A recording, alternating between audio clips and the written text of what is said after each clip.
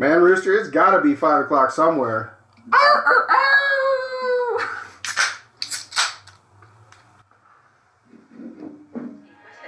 He still exists just as much as he ever has.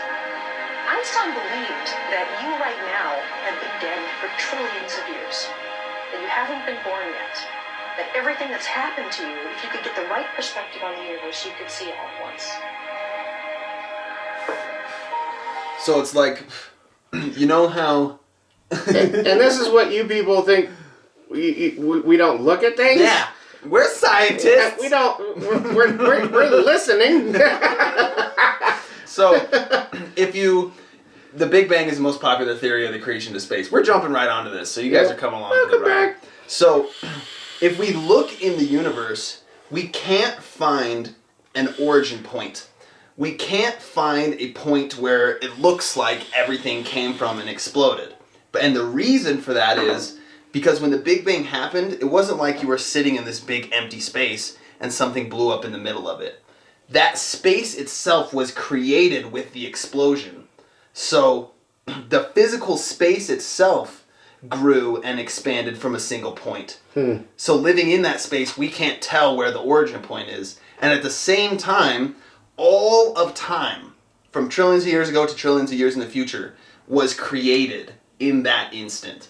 All of time blew up and expanded from a single point, and all exists at once, but we just don't have the right perspective on it. We're stuck in our 3D mindset where we can't see all of time, but when the Big Bang happened and all of space and time were created at once, it all exists simultaneously. So like Einstein said, if you could get the right perspective on time, if you could be like light traveling outside of time, then you would see it all at once rather than chronologically like we perceive it. So Interesting. I didn't know if you sent me that video and that's why I brought it up, but somebody sent it to me. No. And I just thought it was a complete mindfuck. No. That's why I love watching science videos and physics videos and like breaking down the nature of our reality. It's fucking crazy. Yeah. I don't know. Have you met your doppelganger yet? Mm-mm. Yeah. Have you? Let me know when that happens. Yes. Yeah? Mm-hmm. Yeah, that'd be interesting for sure. Mm-hmm. Yeah. The only problem was he was a Spanish version of me. Oh, yeah? That's the first thing I thought too. I was like, I wonder if he'd be like some British guy or something. He was a Spanish dude. I was like, what? It was one of those surreal moments too. As we were literally face to face with each other, like looking at each other. Did you make eye contact at the same time? You were like, yeah. Well, no. He was doing something else, and I was walking. It was in a grocery store, and I was walking by, and you know how you always just kind of look down. Yeah, each aisle. You Yeah. know, and I looked down, and I was like, "What the hell?" And I had to go, and I literally got about 5 feet from him. And I was kind of off to the side, and he was literally looking at like a macaroni and cheese box. Like he was like looking at 2 different macaroni and cheese boxes. Did you walk up to him? You were like, and he must have just felt me or it sensed me and was like, "What the fuck?" I was like, we just sat there and looked at each other up and down. It was like, okay, wow, this is a little freaky that'd right be a now. trip Yep. for real though. I was like, oh my god. That was brain damage for a couple weeks right, too. for real. Like, whoo. Because they say there's at least 2 or 3 copies of you on the planet. Yeah. Right? Because as vast as the gene pool is, there's only so many combinations. Exactly. Right. Something has to be similar to yours. And that's just in our multiverse, you know? Like we've talked about this before. According to the math, there have to be an infinite number of realities. Oh, shit. Now I got us canceled. Math is racist. Math is racist. Right? I don't know. But there should be an infinite amount of realities with me who's shooting this episode in my glasses or me who's shooting this episode without my glasses. Like, from that slight difference to... I just like thinking that there's a version of me out there that's nice and svelte and... and ripped. Yeah. Big, strong man. Might be dumb as a rock, but hey, that's okay. At least I got that. You know, they always say, you can't get everything. another big, if we're gonna stick to like the science-y subject, another big thing that's been like blowing my mind is the realization that gravity is like a complete illusion, that it's like only something we perceive because of our position in a warped space-time. That's like literally the fabric of space, the grid of space is warped around our planet and being pulled inward. And so we experience that as a physical force that's drawing us down. Right. Even though realistically, the space under us, imagine you're in a spaceship, you're floating. No, it's like the little carnival ride. You get in there, you lay against the wall, you go spinning, hopefully you don't get puked on. Right? Right? That creates gravity. Exactly. Exactly. It's a force of acceleration. That's literally exactly right. And that's the only thing that we experience. If you're sitting in a spaceship and you're floating, and that spaceship slams on the gas and is going upward, and you get dragged to the bottom of that spaceship, as long as it's accelerating at 9.8 meters per second, you would feel this. You would feel the exact same thing. And that is literally all that our gravity is an acceleration. We are accelerating upward through these blocks of space that are being pulled into the earth.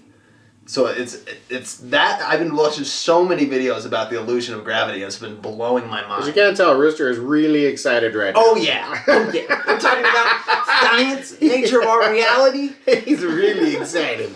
See, those are the kind of things that make me think like, fuck, maybe I should have become a goddamn like physicist. Because I fucking love that shit. You have to deal with math. Exactly. You'll just have arguments. Right.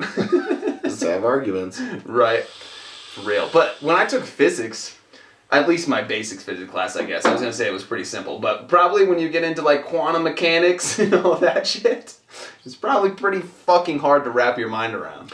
Well, and that brings up a subject that I had a discussion about not too long ago with a group of individuals. And when you've got engineers that are engineering a bridge, right?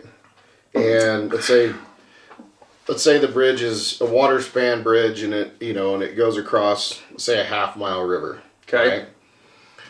So there are certain types of steel you can use. There are certain types of concrete you can use. There are certain types of this or that you can use, because there's multiple different factors that have to go into that, and you have to factor in how many floods does that particular river have in any one year.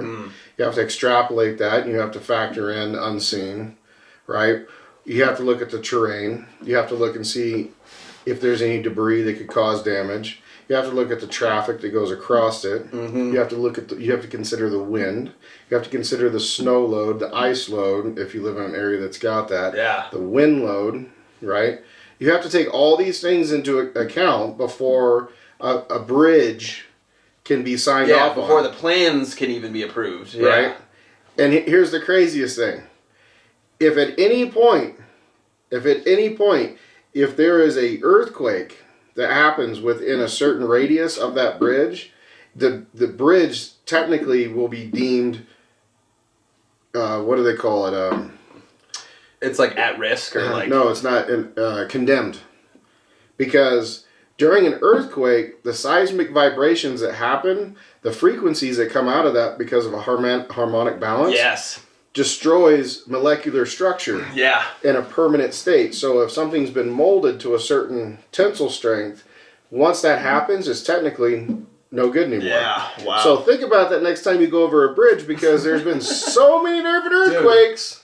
Dude. And those videos when the vibrations of the earthquake hit, or the wind hit the perfect frequency of the bridge, and you start seeing the bridge doing the whoa, whoa, whoa.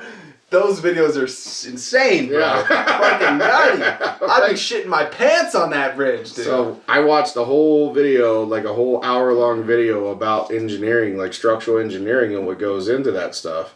And technically, any building that's built over 3 stories, regardless of the material, if it lives in an earthquake zone, if it's been within a certain radius of an epicenter of an earthquake, it's condemned. Wow. It's condemned because... Which just means it's what, like at risk, or they have to like tear it down? By the structural law of things, it's condemned because the structural integrity has been compromised. Yeah. So at that point, all the other factors, at any point, if any of those things happen, you just topple over. Yeah. Think about that for a second. That is insane. Yeah. And then there's another whole video that I didn't watch, but it's about coastal areas and hurricanes. Yeah. Because you have even more vibrations through wind than you do through seismic activity. Yeah. And I was like, oh my God, I don't have enough time in the day. Right. For real, though. But I was like, do they have ferries everywhere? Can I just take a ferry? Yeah. It's crazy how much we understand our general relativity world, like our laws of physics and how they work and that kind of stuff, but how little we understand about like the quantum realm. And I was watching this video, Voyager 2, when they launched in 75, and the video shows, did you send me this? No, okay. The video shows Voyager 2 getting launched from Earth, bouncing, rubber banding off Jupiter to launch it. And I always knew that. I was like, yeah, they rubber banded Voyager 2 off of Jupiter to gain its speed. But what I didn't realize is they also rubber banded it off of Saturn, Uranus, and Neptune. So it shows the live tracking of Voyager 2, and it whips around Jupiter and then travels billions of miles. Whips around Saturn, travels billions of miles, whips off of Uranus, whips off of Neptune, and launches it. I was like, it's crazy what we can accomplish. If the math was off by 0.001%, that fucking Voyager 2 would have crashed into one of those 4 planets like nothing. But our accuracy, our understanding of general relativity is so supreme that we could rubber band it off of 4 planets in a row, billions of miles spread out, and it'll still be in its perfect trajectory. That's interesting. I did see something about it was going to show, or it was sending back its last data mission before it couldn't be received before it again. was out of... Yeah, You know, and then after they did that, after it officially died, it booted back up. The nuclear power source that they had in it had like deteriorated or whatever and ran out or stopped working somehow. They don't know because they can't do diagnostics on it. Right. And then after like 3 months or something, it beeped back on, and we were able to see its location again for like a quick second because it had some lingering energy in there. So we do know its trajectory and where it's headed, but yeah, it's basically completely out of energy. It's been thrown into the event horizon. It's going to come back with some mad people. Right. These aliens up there like, these motherfuckers throwing their trash in my black hole? Yeah, I did watch that whole video, and they were showing, well, there's been several videos, but I watched this particular one about, and we were talking about how many satellites were up there. Yeah. And what we didn't see, or what you don't read, is all the decommissioned satellites that are up there. Yep. There are more up there. Right? And there's that, what was it? They still don't know whose satellite it is because nobody's talking. But that satellite that literally like came out of nowhere, extended these arms like a damn spider, grabbed a hold of a freaking satellite, literally tore it apart, threw it back down to Earth, and then folded its little arms back in and went off. Oh my God. And they think it's a Chinese satellite. But the satellite it attacked was a Chinese satellite, right? And it did that because it was a decommissioned satellite. Wow. But it threw it back down into Earth, and it did so in a way that all that debris fell into Chinese space, like Chinese ground space. Fucking smarties. And I'm like, really? So there's a garbage man up there. Right? He's just chilling and waiting. Like, oh, you need me to get this one? Oh, I got this. He's like the bouncer at the club. This guy getting a little rowdy? I got it. Get out of here! Holy crap, that's like man. this whole thing where there's like slowly accumulating more space debris that's floating around Earth, and like we're slowly but surely creating a little shield around our planet of space debris. And if it continues to get thicker and thicker, we'll never be able to make it through. And we're going to literally block ourselves into our planet. Because if you think about it, a piece of debris goes up there, and it hits another piece of debris, and it breaks into 15 pieces of debris. And then those 15 pieces knock into other things and break them apart. And it's a chain reaction where they just start breaking everything. So eventually we're going to have millions of microscopic pieces of metal orbiting Earth at hundreds of thousands of miles an hour that are just going to be bullets that annihilate anything we try to send up into space. It's crazy. Could be a benefit to that. No way. We'll be locked in. We'll officially be in our human prison. Oh, we're not now? I guess we are all stranded What? here, but What?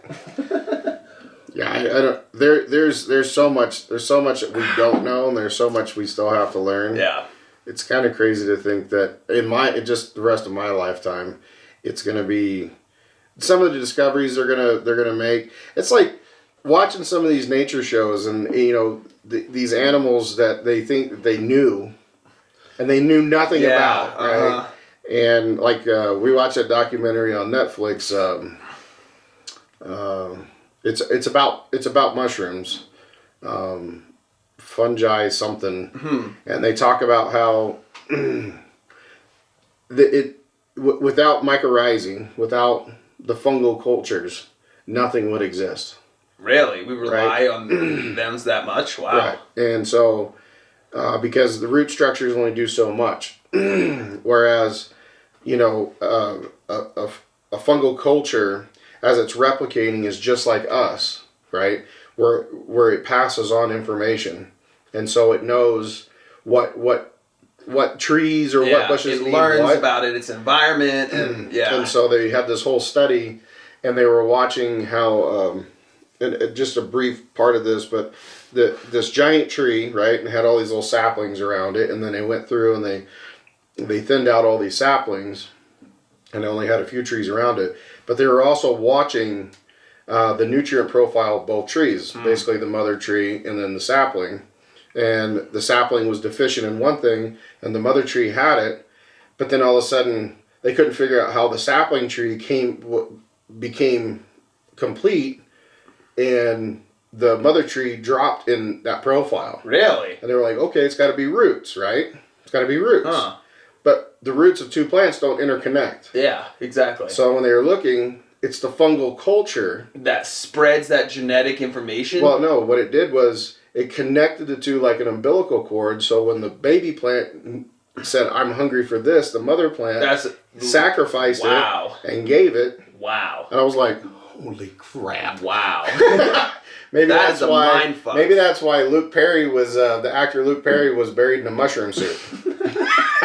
He wants everybody to have a little piece of him. What the hell? I'm serious. I didn't know he was buried in a. Yeah, that's crazy. He's buried in a mushroom suit. A mushroom suit. That dude is literally shiitakes. That's hilarious. All right. Well, we're running up on time here. We got to call it at some point. So, unless the next round's on you, we gotta go. Cheers. Thanks, guys. That does it for today's video, guys. Thanks for watching. Be sure to leave a like and subscribe to, that show.